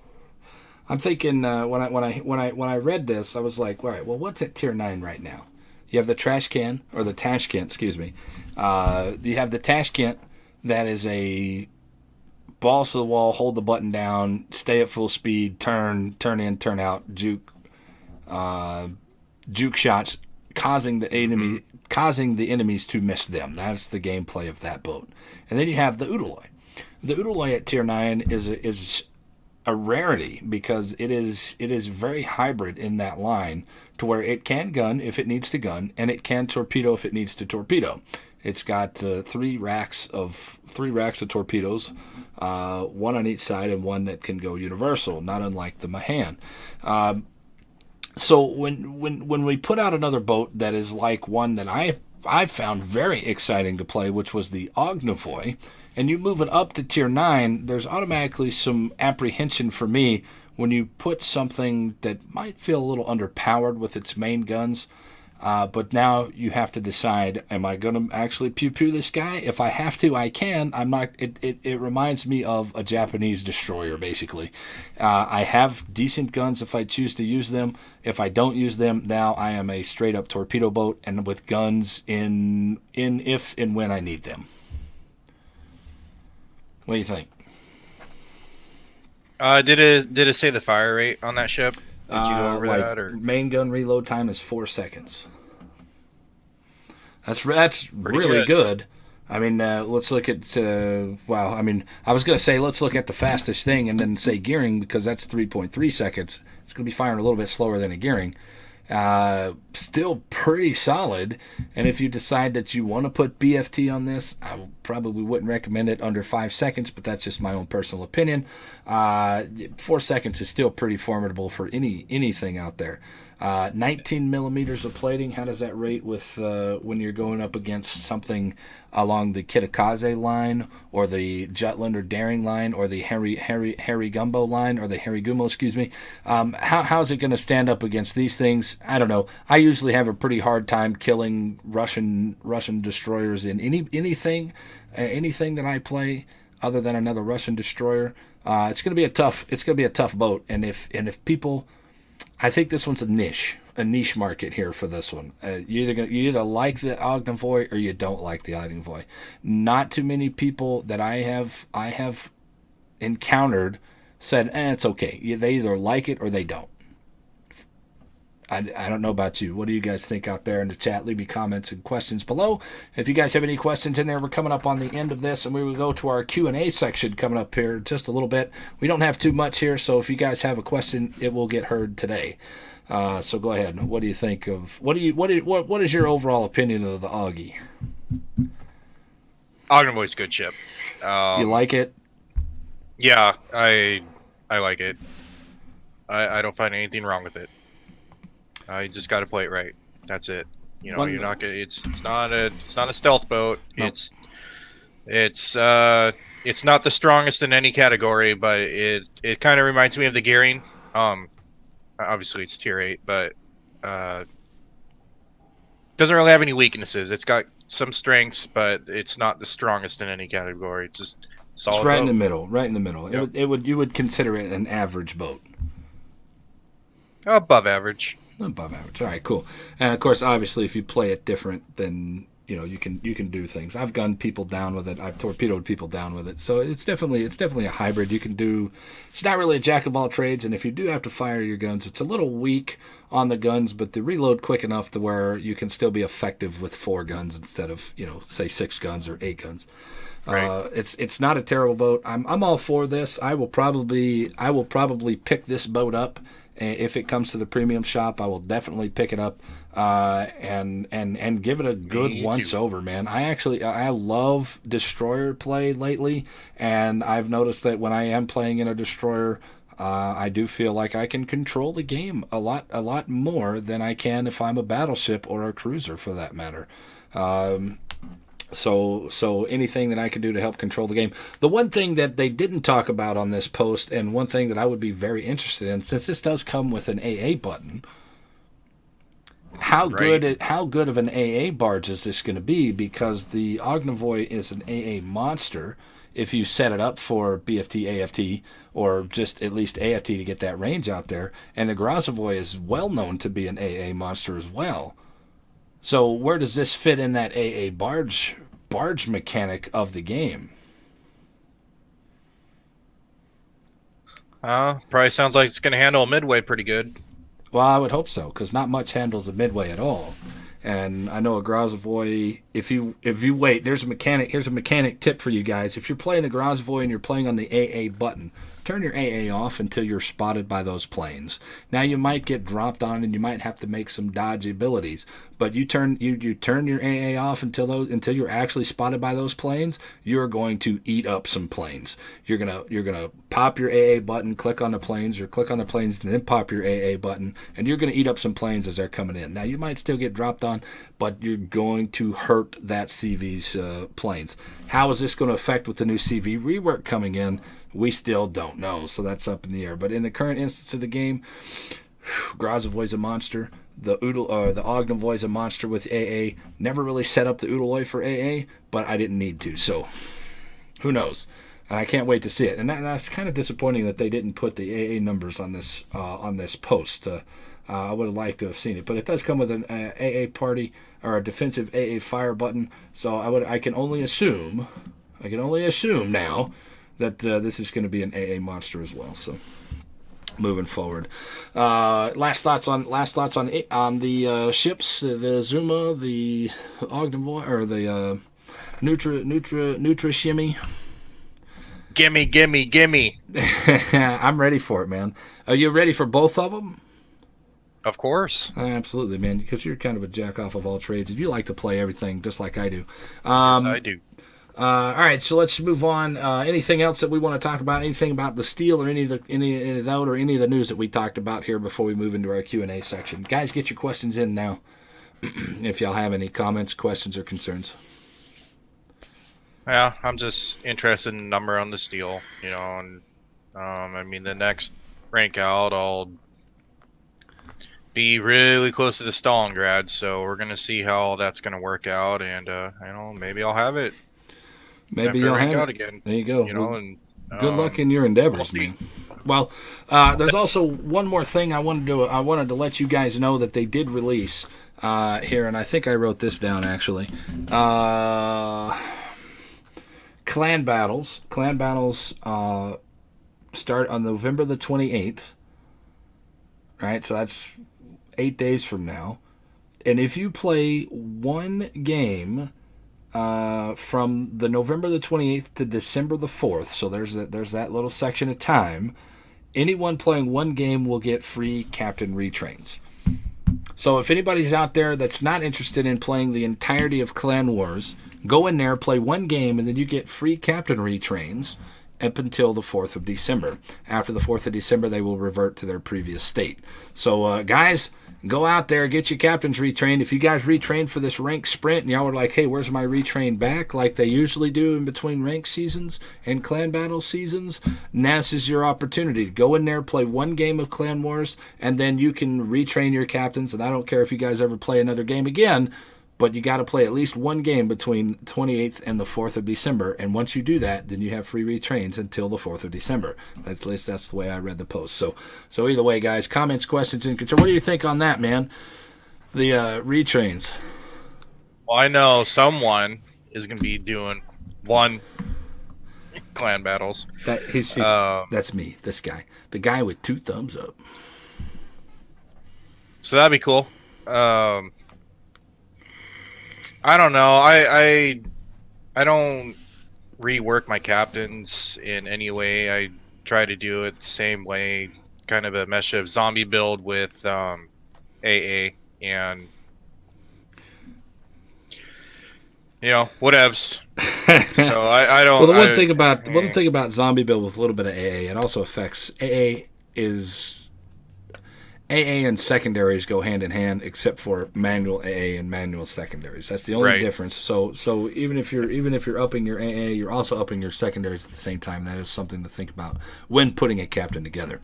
So let's go ahead into the questions, comments, and concerns with everybody. I'm down for anybody that wants to type in a question now. Now's the time to do it. I've got a few of them over here on the page that I captured. We'll go through those one at a time, and then if anyone adds up from this point in time. So either way, Fitz, did you find any questions that you wanted to answer?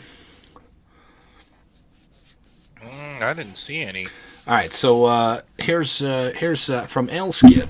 Says, sound like the result of a budgeting war between games, referring to the premium differentiation accounts. So what do you think of that? Do you think that it's a budgeting war between tanks and planes and ships? Of a reason why they're bringing this out? I mean, he might be onto something there. It all has to go with metrics or data, whatever you want to call it.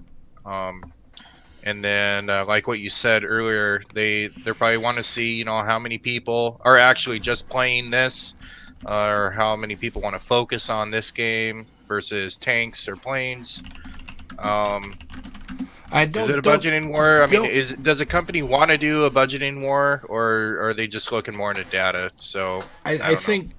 All right, so let's not just. There's other things that wargaming is into, not just tanks and planes and ships. They are also distributors of other games, a la Total War Arena, this new one that I'm really excited about, Pagan Online. I'd really be excited to get into that. Alpha. Hey, Wargaming, pay attention. I want to get into the Pagan Online Alpha, and I know that guy over there would like to get into it too. So hey, pay attention to us. Either way. So I don't know. I think those are developed by other companies and are distributed on the Wargaming platform. There is premium time in games like Total War Arena that is account wide. So if you do have premium time in this one, will it translate over to that one? That's the biggest question that they have to do. So maybe they're going to separate it out. I don't know. Maybe this is their base mechanic of the way that they go forward with their premium services.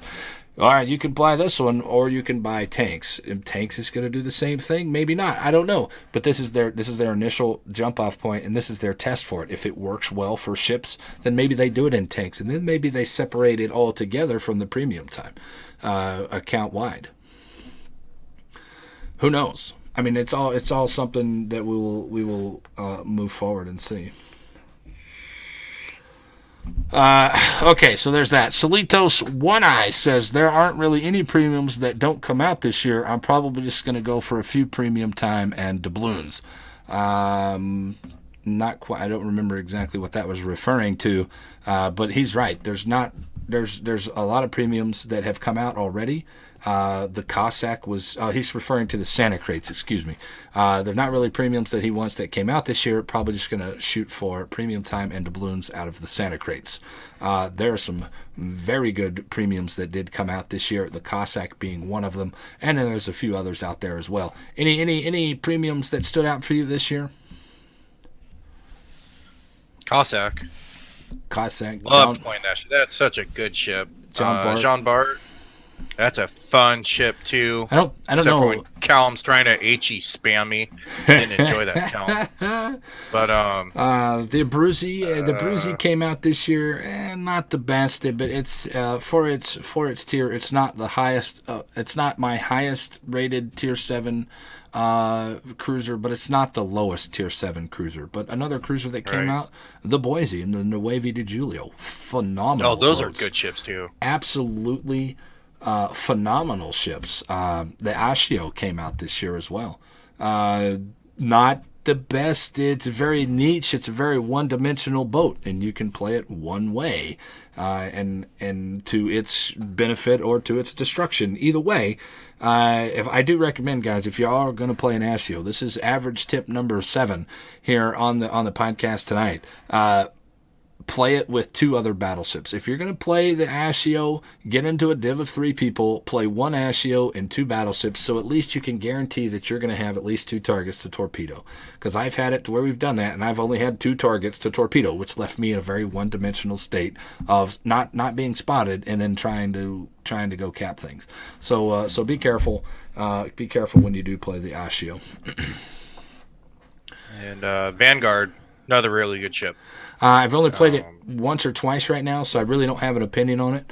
I did receive it yesterday, so I've only had a chance to play it once or twice. So I'll be looking more into that, and I'm sure we could do a premium year in review on a podcast toward the end of the year if you're down for that, or if somebody's down for it, whoever I can get who's available. So, all right, what last minutes on this, and then we'll move on. No, the Christmas crates, I always love those. I spend more money than I care to admit on them. And today, this year was really, really good for premiums. Yeah. And if there's some out there that you guys get some good luck with that, get good luck with the Kamikaze. My favorite debt flag farmer. Yep, Kamikaze. And then hopefully you get a Gremmy, because that's actually a really fun ship too. It's like out of all of them, the Arkansas Beta, which will never be in there, and the Grimmy. I would like to see a Grimmy. I would like to have the Iwaki Alpha because it has smoke at tier 4. Oh, me too. It's dirty. I've played it when we did the pirate event. I played it when we did the Corgi events. There is a turkey event coming up, which I am part of. They released the list yesterday, and I am now able to talk about it. I am turkey number 74, so we will be partaking of that starting tomorrow, actually. Tomorrow afternoon, probably about 8 o'clock my time, Nice. which is the U.S. Central Time. So gobble, gobble, people. So get out there and kill those people and kill me, whatever. I don't care. We're out there to Happily.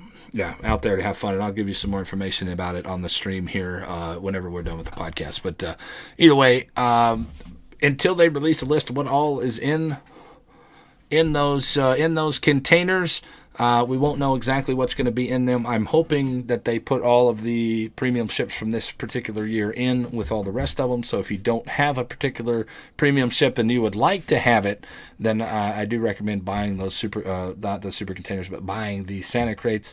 Those have always been a very good source of premium time doubloons ships, unless you get the Marblehead. Yeah, I want you to know the first year that they did this, Fitz, you were around the first year that they did this in around the channel actually, and I received in one day off of 20 containers bought at different times the Marblehead, the Murmansk, 3 times a piece. 3 times a piece. I was not a happy camper. And then I received the Marblehead again after I had sold the thing, and my very first super container that I have ever gotten a ship out of Oh, that was so funny. was a... No, it's not funny. It's not funny. It's terrible. It's terrible. It's funny. It's not funny at all. So there are things, and please note that you're not guaranteed to get any of these things. It's relatively like gambling, I guess. I don't know, whatever you want, but the rewards are worth buying into them. In the past, the very first year, I knew a guy who sold his Tirpitz, spent $100 worth of boxes, and then got 6 Tirpitzes or however many Tirpitzes he got, and they were giving him doubloon value. Well, the second year that they did this, they took it and they said every box goes through the cycle of what ship do you have. If you get a Murmansk out of this one, you're not going to get a Murmansk ever again because you already have that particular ship. So it will rotate into the next ship. So if you have a lot of these ships, you can really specify which ones you're looking to get. If you don't have a lot of these ships, they're just going to throw you out there what you don't have. So take that in mind when you guys are spending money on these Santa crates going forward. If you already have a ship, you're not going to receive a ship. You're not going to receive that same ship. So, but you should get at least your money's worth out of what you are purchasing. So. Yeah, but yeah, the premium time, the doubloons, all that, and then like what you just said. I mean, that's how I got my Jenny. That's how I got a Murmansk. That's how I got a Nikolai. That's how I got a Kamikaze. So it was worth. Totally worth. I totally agree. 100%. Pyro says, at Servant Mike, I think that they're also trying to bait people into more competitiveness by giving them a taste. He used quotes, taste of steel. So when they have 5K in the arsenal, they may be tempted to collect for more.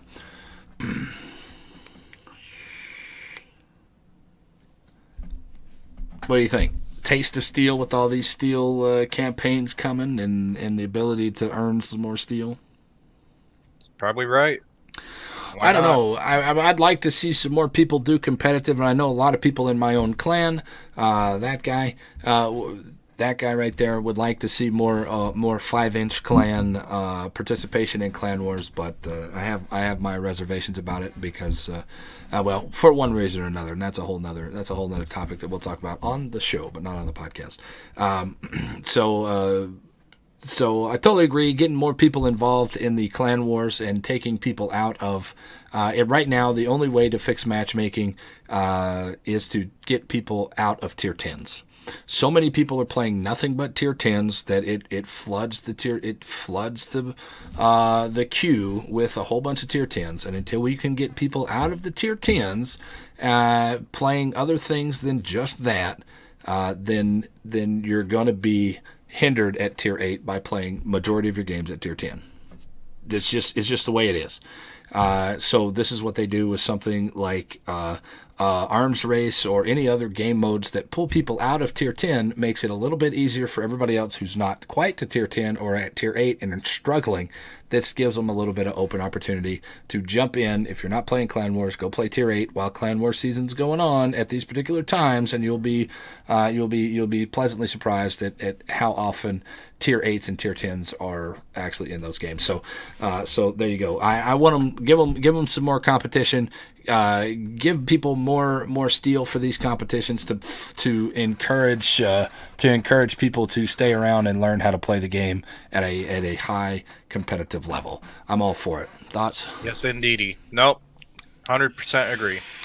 Right. Salitos One Eye says for this new Steel campaign, Steel Giants, he would gladly pay $10 to $15 for it if it is good. What do you think? The Steel campaign. What do you think? Purchase. What would be a cutoff price for you to say no? If it's $30, I ain't doing it. Right. I 20 would make me. It depends on the rewards, but I think 10 would be fair. You can make some money, and I think a lot of people would buy it. I think a lot of people are going to buy it anyway, regardless of what they charge for it. I'm hoping it's somewhere between $5 and maybe 15. Anything over that, I'm like, I don't know. Then we'll have to see the rewards and see if it's actually worth it. If you're going to be able to get 2,000 or 5,000 steel out of it, then yeah, fine, $20 would be all right. But if you're only going to get 1,500 steel out of it, I'm not going to pay $20 for it. You know what I'm saying? It all depends on how they reward it, to how it actually how they package it. I think if they package it with here's this and you get premium time and you get some doubloons, here's some flags, whatever, then it makes it a little bit easier for people to want to pay $30 for it or $20 for it. So I totally agree. With that. But $1.05 steel costs $1.05. Pyrules, Sir Venom IK Pyrules at Sir Venom IK. He says, as long as the content gives you the opportunity to buy a bigger gun than the other guys, it's called pay to win. I totally agree with that statement, saying that if any time that you have a bigger gun than me and you bought it, you are automatically pay to win over me. I know a lot of people that think this way. I know a lot of people that are in the game that think this way, and we saw some of it last night, actually. Oh, you're a pay-to-win division when we went full AIDS and we went Atlanta, Flint, Belfast into a game. And happened to took the top 3 spots too. Yeah, we also shot down 22 planes. We also had 4, 5, 6, 7, 8 kills between the 3 of us. So we earned we earned our game. We earned our win. And I don't understand where this mentality. This is the mentality of the people. If you can pay for an advantage, then it's technically pay to win. No, we're in this particular game. There is no construct or no mental state that is pay to win in anything that Wargaming has done. And I'd like to dispel those rumors as much as possible, because it's not pay to win. Because I don't care if you bought a Belfast or bought an Atlanta or bought the Kronstadt or Stalingrad or buy any of these boats. If you're an idiot and you play it wrong, you're going to die, and you're not going to be a benefit to your team. So how is that pay to win? There you go. Moving on. Pyrules at Sir Venom. Switching the shell type at the right time will make the difference between a good potato players and other gap Wargaming is willing to create. I'm assuming this is commenting on the AP changes and some of the other things that Battleship are going through with the reload times and so on. Thoughts? Whatever. I mean, it's like just whatever. Might as well. No. It's like, it might as well just. Hey, well, I'm a battleship. I'm gonna just use HE now. Might as well. Pointless. Nerf to AP to high hell, and what's the point of using it? I think there's I just think it's gonna be funny. I'm waiting for the DD players, and they're like, "Oh, Battleship HE is too strong." Yeah. Oh, this is never gonna end. This is the biggest fear that I have, and we said this on the Battleship podcast when we did this. You guys can go check that out previously, but just a little background on this real quick so you get the gist of what he's talking about.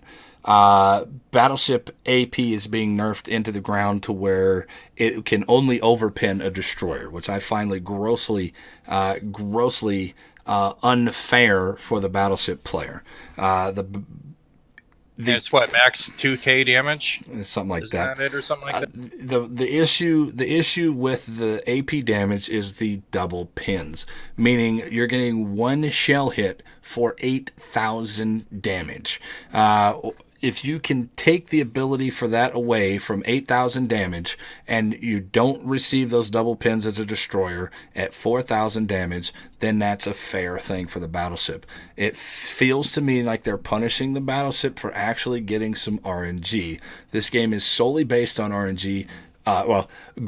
Vastly based on RNG, not solely based on RNG, because that would be misrepresenting the game. But it is, in my opinion, and in a lot of other people's opinion, skill level in this game is very minimal to success in this game.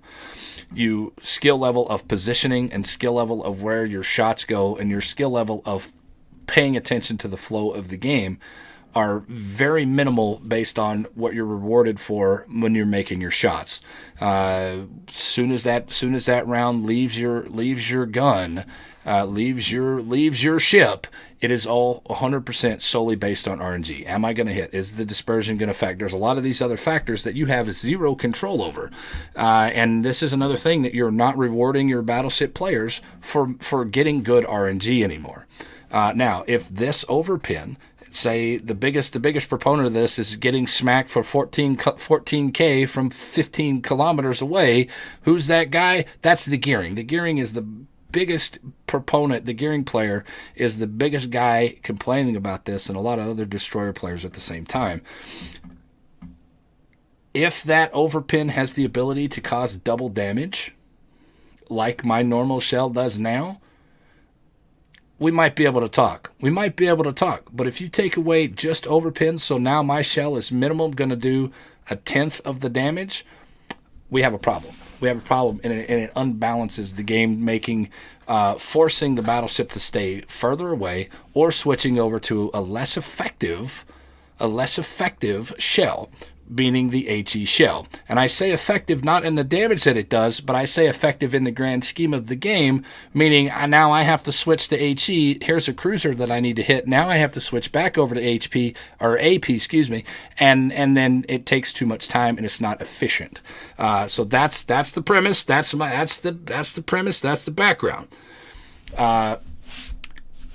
When you do switch over to HE and then you shoot something and you're actually rewarded for actually making damage on this destroyer, and you get 12,000 damage with an HE shell, and you knock out all of his torpedoes, and you knock out all of his guns, and some of them permanently, some of them just for temporarily.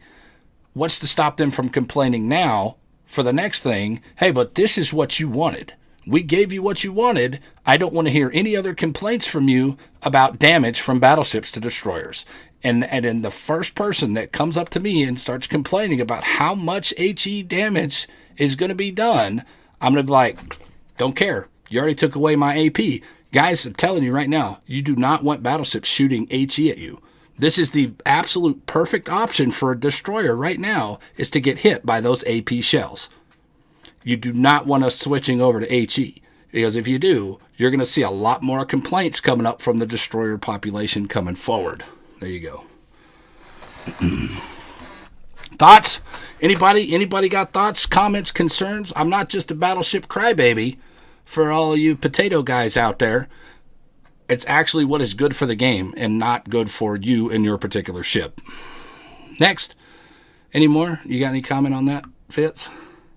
No, that was the longer version of what I just said, but you also forgot that you're going to take out their steering, their propulsion, and they will be set on fire. So, whatever, but, let's say you have AP loaded and a Gearing, without the survivability expert or whatever, it's 19,400.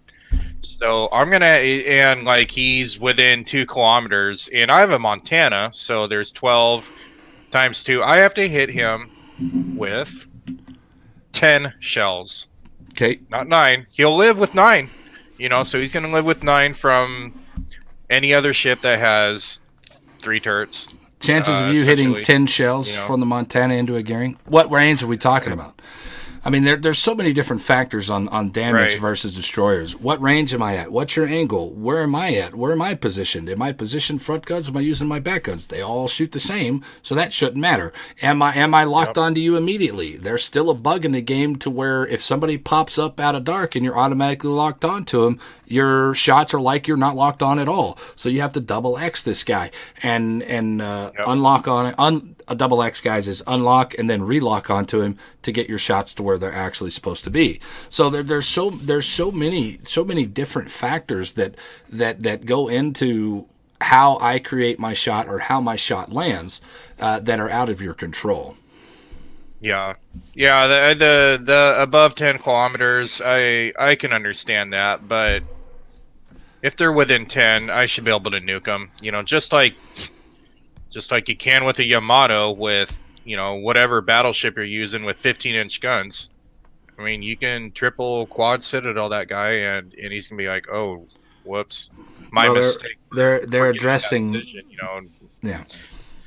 Neither here nor there. I think it's just gonna bring up something else, and it's like. Well, they're also addressing that situation as well.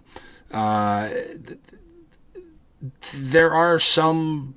Man, this turned into a battleship discussion, and it's not quite what I wanted to do. But I'm going to say this, and then we'll move on because I can send the next 2 hours. And I tell you what, after this, if you guys want to continue this conversation, twitch.tv/SirVenomIK, if you guys want to come and continue this conversation from YouTube. But we're going to play a couple of games after we get through this. So let's go ahead and get through this, and then after this, we'll start up our normal show, play a few games, and continue talking about this. Pyro, Sir Venom. It says a full AA Ognavoy is a beast, and I do agree that it is a beast. And I hope that this Nutra Shamir Nutrisystem boat, whatever the hell we're going to call it, eventually Tier 9 Russian destroyer is going to be an AA beast as well. If there's any other comments, questions, or concerns, please feel free to post them in the bottom there in the chat, and then we will go ahead and get out of here because that's all I got. I've got no more questions, comments, or concerns that I want to address right now because it leads back into that same category of Battleship AP versus destroyers. So if you guys want to come and have that conversation, come on over to twitch.tv/SirVenomIK. I am the Dean of Averageness, Sir Venom, and he is my boy, Fitz in your mom. Fitz, I appreciate you coming on the show, dude. Fantastic. I only gave you a day to prepare for this, and I do apologize for that, but this is something that had come up, and I wanted to get it out there before the holidays, as today is November the 20th, 2018. We're coming up right on Thanksgiving here in a couple of days, and I wanted to get it out there before that. If you guys are going to be away from the holidays, I wish you all to be safe on your travels, and we hope to see you again after the holidays, where I might have a little surprise for you guys, but I'll give you some more details on the next episode. So either way, guys, Fitz, I love you, man. You gonna hang around for some games, I take it? Yep. You're my boy, Blue. You're my boy, Blue. Yeah. So either way, guys, I love you. Thank you very much for watching. Episode 10 is now in the books. You want to say something to them? Something to them. Hey, thanks for hanging out and asking the questions and commenting and all that stuff. Love you guys. All right, there you go. Like I said, I am Sir Venom IK, the Dean of Averageness. I love you guys. Thank y'all for watching, and we'll see y'all next time here on Across Your Bow.